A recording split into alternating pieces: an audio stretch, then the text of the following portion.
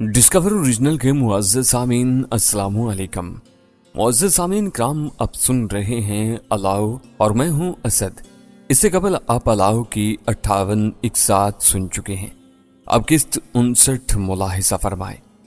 लेकिन इससे कबल अगर आपने हमारे चैनल को सब्सक्राइब नहीं किया तो इसे सब्सक्राइब कर लें और बेल आइकन को क्लिक कर लें ताकि आपको तमाम तर वीडियोस मिलती रहा करें। और साथ ही वीडियो को लाइक करें, शेयर करें और कमेंट्स बॉक्स में अपनी आरा से ख़मे मुतल्ला करें। आइए दास्तां का आगाज करते हैं। कुछ देर बाद सावरी मेरे पास आ गई। तुम क्यों आ गई हो यहाँ? इतना मुश्किल तो है यहाँ चढ़ना, लकड़ियों की सीढ़ी है, तुम आज चढ़े हो, मैं बचपन से यहाँ हूँ, समझे तुम? उसने शौकी से कहा। यहाँ कोई मुंडेर नहीं है, समझो हम खुली फिजा में हैं और महफूज नहीं। मैंने कहना चाहा तो वो मेरी बात काटते हुए संजीदगी से बोली, मैं तुमसे एक बात करने आई हूँ। बोलो, मैं सुन रहा हूँ, मैंने कहा। फिरोजा तो यहाँ नहीं रहेगी, रहमा माई वहां भावलपुर में रहेगी, इसका कोई नहीं है, वो दर्दमंदी से बोली। तुम हो ना उसकी? मैंने कहा।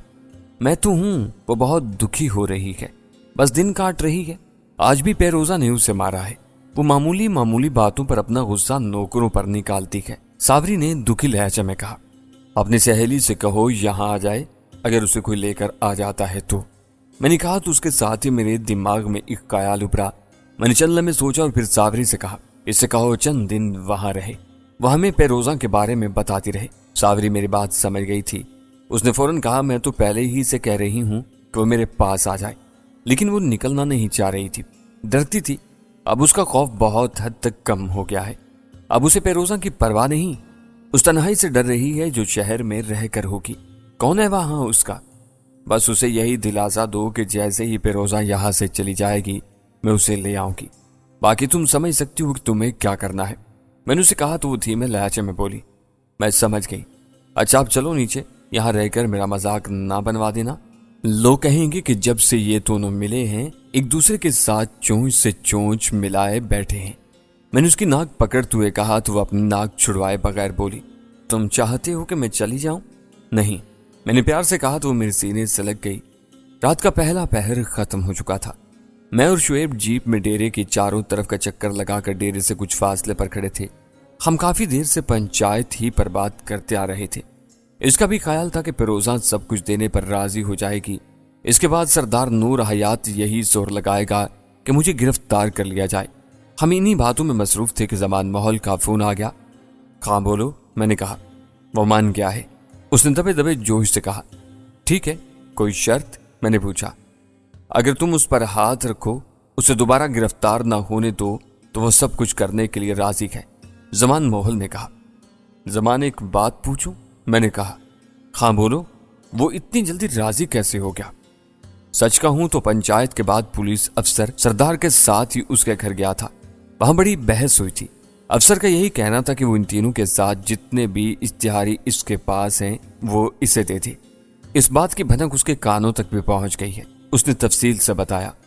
वो एजेंट को किस तरह मेरे हवाले करेगा? मैंने पूछा। ये तुम खुद बताओगे ताकि धोखे वगैरह का कोई भी रिस्क न रहे, जमान माहौल ने कहा। तो चंद लम्हे सोचने के बाद मैंने कहा, ठीक है, मैं बताता हूं। मैंने कहा और फोन बंद कर दिया। रात गहरी हो गई थी। मैं शोएब और जहांगीर तीनों एक टीले पर खड़े अंधेरे का हिस्सा बन गए थे। हमने अपनी जीप झाड़ियों में छुपा रखी थी। हमारा तीनों का एक दूसरे से राब्ता था। मेरा ध्यान इस तरफ था जहां से मेरी तवक्का के मुताबिक चंदोड़ा ने इस एजेंट को लेकर आना था। दिए गए वक्त में अभी चंद मिनट बाकी थे। मेरे अंदर बेचैनी अपने अरूज पर पहुंची हुई थी। अचानक जहांगीर की आवाज आई, वो देखो दाएं तरफ। मैंने उस जानिब देखा तो एक जीप आती हुई नजर आई। इसकी हेडलाइट्स बंद थी लेकिन नीचे दो छोटी लाइट्स जल रही थी। जमान मोहल ने यही निशानी बताई थी। मैं तैयार हो गया। बिलाशुबा मेरे दूसरे साथी भी अलर्ट हो चुके थे। अब हमको इन्हें घेरना था। हम तेजी से नीचे उतरे। जहांगीर जीप लेने चला गया। मुमकिन है अगर कोई भागता तो उसका पीछा किया जा सके। मैं इस रास्ते के पास आकर एक झाड़ी की ओट में हो गया, जबकि शुएब दूसरी तरफ एक झाड़ी में छुप गया था जहां से इनकी जीप ने गुजरना था। जीप हमसे चंद गज के फासले पर रह गई थी। अंधेरा होने की वजह से इसकी रफ्तार इतनी ज्यादा नहीं थी। मैंने अपने पिस्टल का सेफ्टी केज उतारा और तैयार हो गया। वो जीप हमसे चंद फुट के फासले पर जैसे ही सामने आई, मैंने उसके अगले टायरों पर फायर कर दिया। जीप चंद गज आगे गई तो शोएब ने उसके पिछले टायरों में फायर झोंक मारे। लम्हों का वक्फा इसलिए रखा कि गोली खामे न लग जाए। जीप के दोनों टायर फट गए थे। मैं भागकर जीप के आगे चला गया, जबकि शोएब पीछे ही रहा। जीप लड़खड़ाते हुए रुक गई। अंदर से कोई नहीं निकला। तभी पीछे से शोएब ने ललकारते हुए कहा, अंदर जो कोई भी है बाहर निकल आए। इसने कहा ही था कि 2 फायर जीप में से हुए। इन्होंने आवाज पर फायर कर दिया था। जैसे ही फायर हुए जवाबन मैंने भी फायर कर दिए। इसी दौरान मैंने शोएब से पूछा, तुम ठीक हो? हाँ मैं ठीक हूं, उसने इत्मीनान से कहा तो जहांगीर की आवाज आई, मैं जीप लेकर सामने आ रहा हूं। यह सुनते ही मैं होठ में हो गया। अगले ही लम्हे सामने से जीप आ गई जिसकी रोशनी फैली हुई थी। जहांगीर ने आते हुए कई फायर कर डाले। इस दौरान मैंने और शोएब ने भी फायर कर दिए। जैसे ही हमारी तरफ से फायरिंग का वक्फा हुआ, एक शख्स उतरा। उसे सर पर हाथ रखे हुए थे। वो चीख रहा था, फायर मत करना, फायर मत करना। मैं उसकी आवाज पहचान गया था। वो जिंदोड़ा था। और कितने लोग हैं तेरे साथ? मैंने ऊंची आवाज में पूछा। हम 3 आदमी हैं। हमें मारना मत, उसने तेजी से कहा। ठीक है, सब बाहर आ जाओ, मैंने कहा और अपनी जगह छोड़कर हट गया। मेरे कहने के 2 मिनट बाद तक कोई बाहर नहीं निकला। मुझे शक होने लगा। मैं इस ऑप्शन पर सोचने लगा कि सामने से कुछ न कुछ होने वाला है। मैं जानता था कि सामने जो शख्स है वो कोई आम आदमी नहीं था। तभी मेरी निगाह जीप के तबाह टायर के अक्के में पड़ी। कोई रेंग कर वहां से उतर रहा था। वहां चूंकि हल्की सी रोशनी थी इसलिए फौरी तौर पर पता नहीं चल रहा था। मैंने दिल ही दिल में उसकी कोशिश की दाद दी। मैंने शोएब को इस रेंगते हुए शख्स के बारे में बताया। तभी उसने कहा, जैसे ही वो बाहर निकले उसे पकड़ लो। मैं जीप के करीब जा रहा हूं। मैं उस रेंगते हुए शख्स को देख रहा था। वह पूरी तरह निकल चुका था। वह रेंगता हुआ अंधेरे में जा रहा था कि मैंने चंद गज का फासला इंतहाई तेजी से आबूर किया और उस पर जा पड़ा। वो मेरी आमद का एहसास कर चुका था। वो रेत पर लेटा हुआ पलटा और पिस्टल सीधा कर लिया। तब तक मैं उस पर झपट पड़ा था। उसने फायर कर दिया था जो हवा में कहीं गुम हो चुका था। मेरे एक हाथ में पिस्टल था। मैंने नाल उसके माथे पर रखते हुए कहा, बस मेरी जान, अब नहीं। ये कहते हुए मैंने उसके हाथ से पिस्टल पकड़ लिया। इसी दौरान मैं शोएब जीप के नजदीक पहुंचकर अंदर बैठे हुए शख्स को बाहर निकाल चुका था। इसकी आवाज गूंज रही थी, चलो अगर अब कोई गड़बड़ की ना तो। कुछ लम्हों बाद वो उसे रोशनी के सामने ले आया था। मैं बक्का राजस्थानी को पहचान गया था। मैंने भी नीचे पड़े हुए शख्स को उठाया और रोशनी में ले आया। वहीं करीब ही जिंदोड़ा खड़ा था। ऐसे में जहांगीर भागता हुआ आया। उसने बारी बारी दोनों को बांधा और इन्हें घसीटकर अपनी जीप में डालने लगा। जिंदोड़ा मेरे सामने खड़ा था। मैंने तस्दीक के लिए पूछा, तुम हो जिंदोड़ा? हाँ मैं हूं, उसने मुख्तसरन कहा। तो मैंने अपनी जैकेट की जेब से बड़े नोटों की 2 गड्डियां निकाली और उसकी तरफ बढ़ाकर कहा, चंद दिन के लिए यहां से गायब हो जाओ। कोई भी राब्ता करे तो यही कहना कि तुम भागने में कामयाब हो गए थे। ठीक है, उसने कहा और सर झुकाकर एक जानिब अंधेरे की तरफ बढ़ गया। मैं इस पर एतबार नहीं कर सकता था, इसलिए फौरन ही वहां से पलटा और अपनी जीप में जाकर बैठ गया। जहांगीर ने जीप आगे बढ़ा दी। हम डेरे पर पहुंच गए थे। वो दोनों बंधे हुए मेरे सामने कच्चे फर्श पर बैठे हुए थे। मैंने बक्का राजस्थानी की तरफ इशारा करके कहा, तुम तो मेरे ख्वामखा ही दुश्मन बन गए हो। तुम्हारा बाप, वो भी मुझे मारने का ख्वाहिशमंद था। पर सलाम है उस राजस्थानी औरत को जिसने अपने असूल की खातिर मुझे तुम्हारे बाप को नहीं दिया। मैं समझता हूं कि तुम्हारे और तुम्हारे बाप का कसूर नहीं, तुम दोनों के जेनेटिक में कोई मसला है। हम अगर दुश्मनी करते हैं तो पूरी करते हैं। उसने कहा, चल वक्त जाया न कर, अपनी आखिरी ख्वाहिश बोल। मैंने सर्द लहजे में कहा, मैं अपने दुश्मन का यह भी एहसान नहीं लेना चाहता। उसने कहा तो मैं मुस्कुराते हुए बोला, लगता है तुम हिंदी फिल्में ज्यादा देखते हो। तुम्हारा डायलॉग अच्छा है मगर मुझे इसमें कोई हकीकत नहीं लगती। तुम्हारी भूल है। उसने कहा तो मैंने उसका हाथ पकड़ा, उसकी हथेली को अपने हाथ में लिया और फिर एक झटका दे दिया। इसकी उंगलियां टूट गई थीं। इसके मुंह से चीख बुलंद हुई। वो तड़प कर लोट पोट होने लगा। वो तकलीफ बर्दाश्त नहीं कर पा रहा था। मैंने आगे बढ़कर उसका दूसरा हाथ पकड़ा। वो चीखने लगा, नहीं नहीं, मुझे मत मारो। अपने बाप से बात करोगे? मैंने पूछा। इस हालत में नहीं, उसने कहा। मैंने उसकी जेब से उसका सेल फोन निकाल लिया, फिर इसके सामने बैठकर पूछा, बता तेरे बाप का नंबर क्या है? छोड़ दे, ना कर, उसने चीखते हुए कहा। तो मैंने घुमा के एक थप्पड़ उसके मुंह पर मारा। तुम्हें क्या लगता है मैं वो नंबर नहीं निकाल पाऊंगा? मैंने कहा और नंबर देखने लगा। एक जगह बापू लिखा हुआ था। वो नंबर भी बॉर्डर पार का था। मैंने काल मिला दी। वो मेरी जानिब देख रहा था। बिला शुबा वो मुझे समझ रहा था। کال مل گئی تھی میں نے اسپیکر آن کر دیا۔ بول۔ ارے بولتا کیوں نہیں؟ اس کا باپ چیخ رہا تھا۔ بکا راجستھانی نے اپنی آواز دبا لی تھی۔ تبھی میں نے کہا تمہارا بیٹا تم سے خود بات نہیں کرنا چاہتا۔ تم کون ہو؟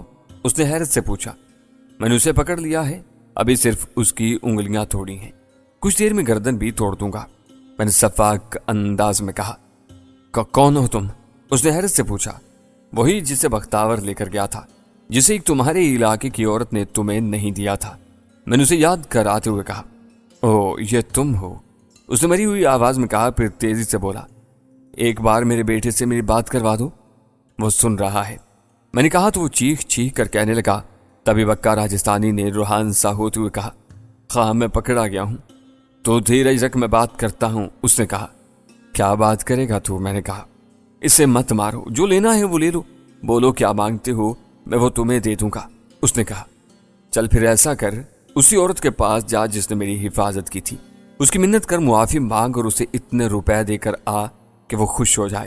تیرا اور میرا معاہدہ صرف 2 گھنٹے تک ہے، تب تک میں اسے ماروں گا نہیں، میں نے ٹھہر ٹھہر کر اسے سمجھاتے ہوئے کہا۔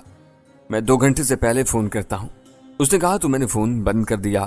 بکا راجستھانی میری طرف یوں دیکھنے لگا جیسے میں نے کوئی انہونی بات کر دی ہو۔ اس کے چہرے پر کافی حد تک اطمینان پھیل گیا تھا۔ میں نے اسے لے جانے کا اشارہ کیا اور اس ایجنٹ کے پاس چلا گیا جو تھوڑے سے فاصلے پر بندھا بیٹھا تھا۔ میں اس کے قریب جا کر بیٹھ گیا، وہ میری طرف دیکھ رہا تھا۔ میں نے اس کی آنکھوں میں آنکھیں ڈالتے ہوئے پوچھا، میں نہیں پوچھوں گا کہ تمہارا نام کیا ہے، تم کوئی بھی ہو، رہو گے تو میرے دشمن ہی۔ ہاں اتنا ضرور پوچھوں گا کہ تمہیں مجھ سے کوئی ذاتی دشمنی ہے؟ نہیں، میری تم سے کوئی دشمنی نہیں ہے، اس نے کہا۔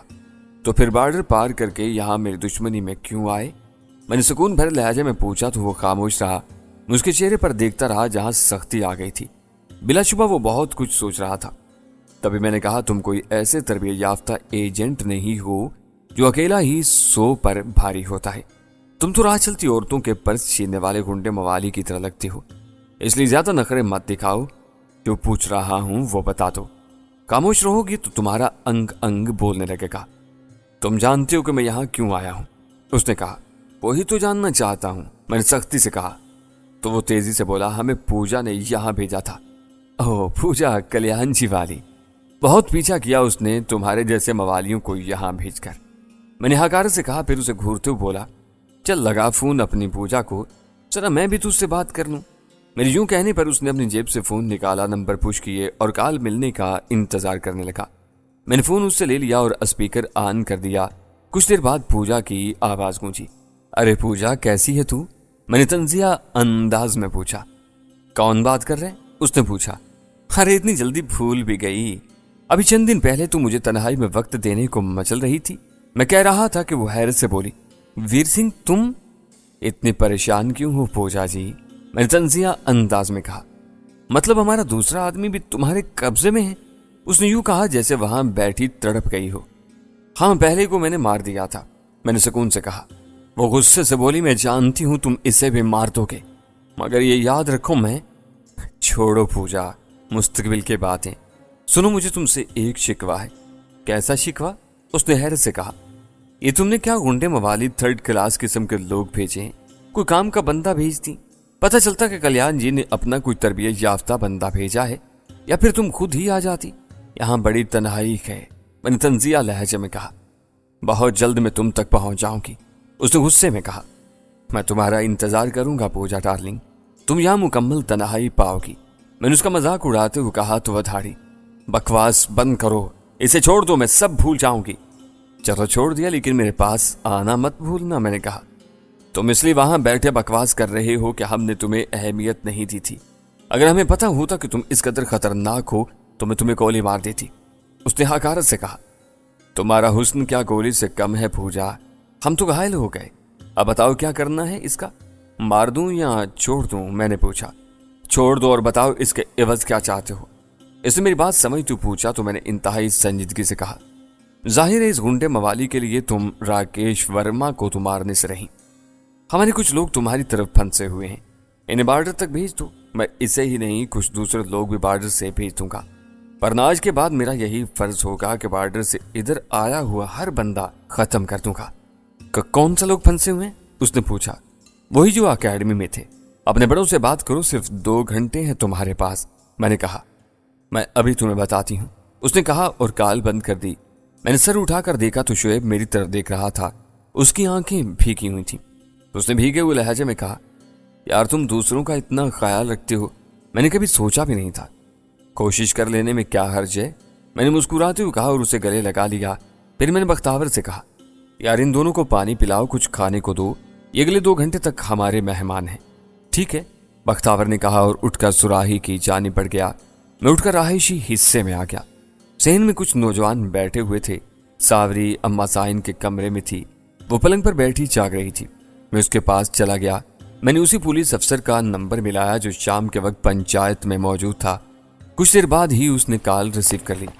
हाँ बोलो अली, उसने कुमार आलूद आवाज में कहा। वही 3 बंदे जिन्होंने सरदार नूर हयात के यहाँ पनाह ली हुई थी, जिनका जिक्र शाम के वक्त भी हुआ था। मैंने उसे बताया। हाँ क्या हुआ, उसने पूछा। इन्होंने हम पर हमला किया, 1 भाग गया और 2 मेरे कब्जे में हैं।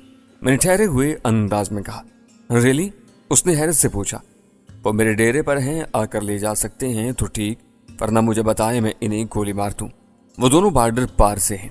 मैंने कहा तो वो तेजी से बोला, नहीं, इन्हें कुछ ना कहना, मैं पहुंचता हूं, वो हमारे लिए बड़े कीमती होंगे, बस फिर आ जाए, मैंने कहा और फोन बंद कर दिया। मैंने तवील सांस ली और सावरी के चेहरे को देखा। वो बड़ी संजीदगी से मेरी तरफ देख रही थी। कुछ देर यूं ही देखते रहने के बाद बोली, अब पंचायत वाली बात तो ना रही ना? नहीं, वो अपनी जगह मौजूद है, बात तो फिरोजा की हुई थी। मैंने कहा तो वो धीमे से बोली, फिर ये क्यों? इनके साथ जो भी हो, इनके बारे में तो नूर हयात माना ही नहीं था, यही उसकी कमजोरी थी। लेकिन इन्हें छोड़ देने का मतलब था कि एक खौफ हम पर मुसल्लत रहता। मैंने उसे समझाया, तुमने जो किया अच्छा किया, मगर ये याद रखना, अब यहाँ पर तुम्हारा सबसे बड़ा दुश्मन सरदार नूर हयात ही होगा। वो कभी भी बर्दाश्त नहीं कर सकेगा कि उसने कहना चाहा तो मैंने प्यार से उसका हाथ पकड़ा, फिर उसे दोनों हाथों में लेकर सहलाते हुए कहा, तुमको परेशान नहीं होना चाहिए, ऐसे दुश्मन तो हमारी किस्मत में लिख दिए गए हैं, जहां सांप होगा वहां मार खोर तो होगा। ये कहकर मैंने उसकी परेशान आंखों में देखा, फिर नरमी से बोला, तुम ऐसा करो, सुकून से सो जाओ, ताकि सुबह मुझे पराठे बनाकर खिला सकूं। बहुत अरसा हो गया मक्खन वाले पराठे नहीं खाए, साथ में लस्सी होगी ना? उसने धीरे से अपना हाथ छुड़ाया और मेरी तरफ देखते हुए बोली, ठीक है, अब तुम जाओ, मैं कुछ देर तुम्हारे पास, मुझे सोना है, उसने कहा और पलंग पर लेट गई। मैंने मुस्कुराते उसकी तरफ देखा और उठकर बाहर चल दिया। मैं डेरे पर आ गया था। अभी 1.5 घंटा भी नहीं गुजरा था कि बक्का राजस्थानी का फोन बज उठा। मैंने कॉल रिसीव की तो मेरी तवक्का के मुताबिक उसी का बाप था। खाले, बात कर इससे, उसके बाप ने कहा और चंद लम्हों बाद एक कुमार आलूद निस्वानी आवाज उभरी, तुम ठीक हो? हाँ मैं ठीक हूँ। उसकी आवाज सुनते ही मैं जज्बाती हो गया। खैरियत, तुमने मुझे याद रखा? उसके लहजे में हैरानी झलक रही थी। मैं लम्हा भर खामोश रहा, फिर खुद पर काबू पाते हुए बोला, मैं एहसान करने वालों को और धोखा देने वालों को कभी नहीं भूलता।